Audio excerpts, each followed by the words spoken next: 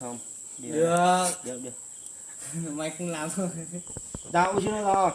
Con nó có đại số miền đứa nhiều cái nó có đó yêu nhiều.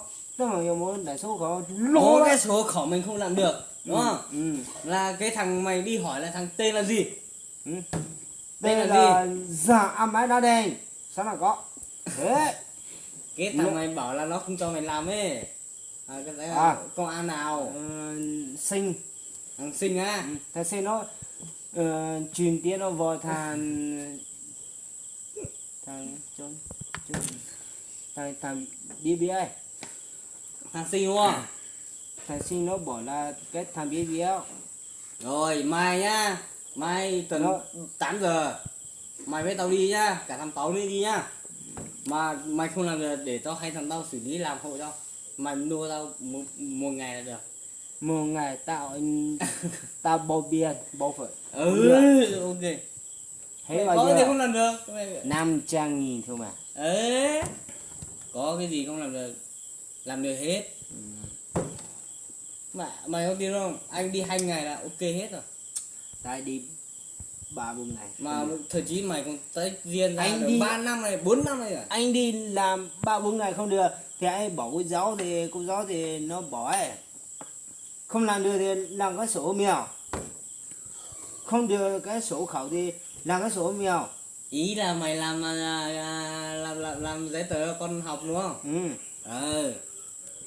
Là mày không có cái sổ hộ khẩu đúng Sao không? mày chỉ nó mà từng khi thì nó trẻ con nó đi lớp 1 rồi mà từng khi nó phải làm, không làm thì không đi học được. Nó bảo thế. Đúng rồi. Mày không làm thì làm gì có hưởng đâu. Mà mày phải làm chứ.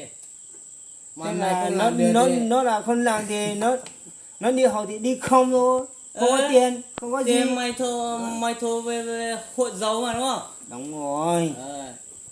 Thế bây giờ mày giàu mày có gì chưa? Bây giờ mày là thuộc hộ giàu mày có gì chưa? Chưa, Đấy. anh chưa có gì. Thật. Chưa có gì vốn là hộ giàu đúng không?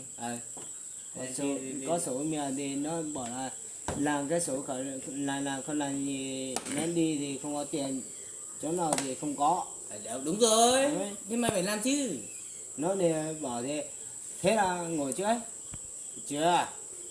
Thế là đi chưa không? Không. Thế là mai trả lại. Thế trả xuyên. Mà vợ nó xuống cái sốt hết. Đấy.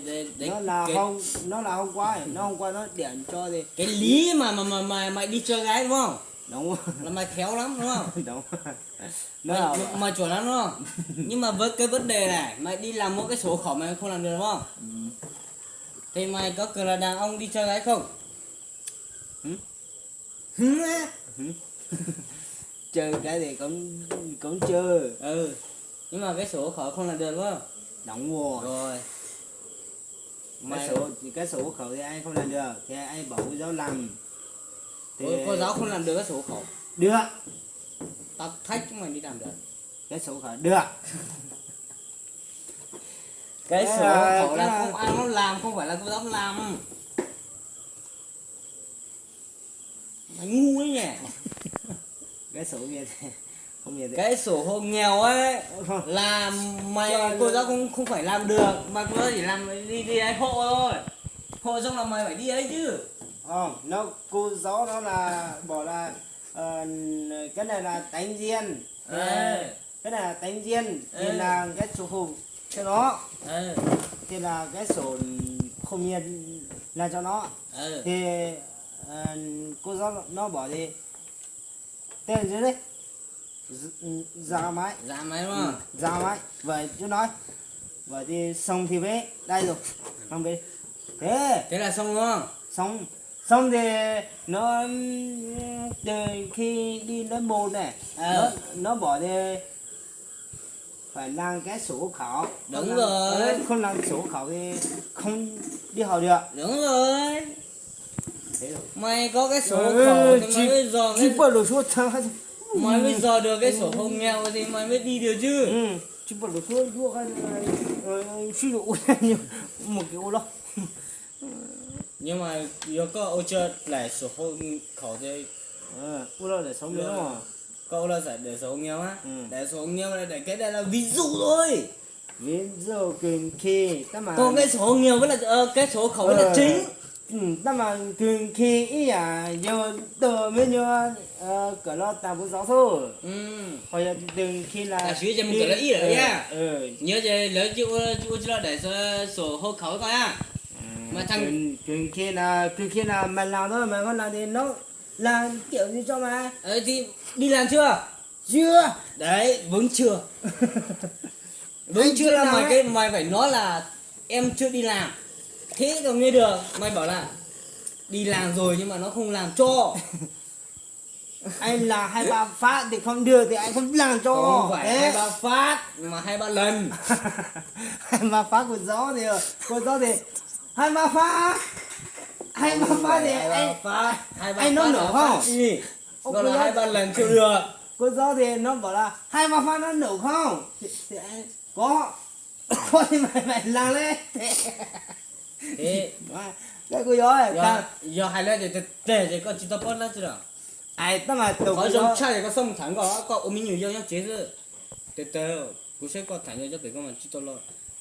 tao Cái mà sổ hộ nghèo mày làm được đúng không? Là thời chí không phải mày làm hết đúng không? Mày để cô giáo làm hộ đúng không? không ta anh nó là kinh tế nó cho là cô gió làm cho Cho thằng anh xuống nữa là ghi tên sau là không ta anh mang cái chỗ khủng nó là sông thì vế này ra máy này sau là có đen này nó làm cho ai làm? thằng sinh Thằng sinh làm đúng không? Thế thì thật chí là mày chứ đi làm cái sổ khẩu bây giờ đúng không? Thì mày đi làm luôn đi gì nữa. làm thì làm thôi thì anh làm 2 lời không được nó bỏ đi đau đấy 600-700 làm luôn Tao nào lấy 600-700 mày. 50 có, 50 50 gì? 50 thì có chắc chắn. thua Bây giờ mày ra tú lệ mày mua cũng được mà, 50 cũng được mà.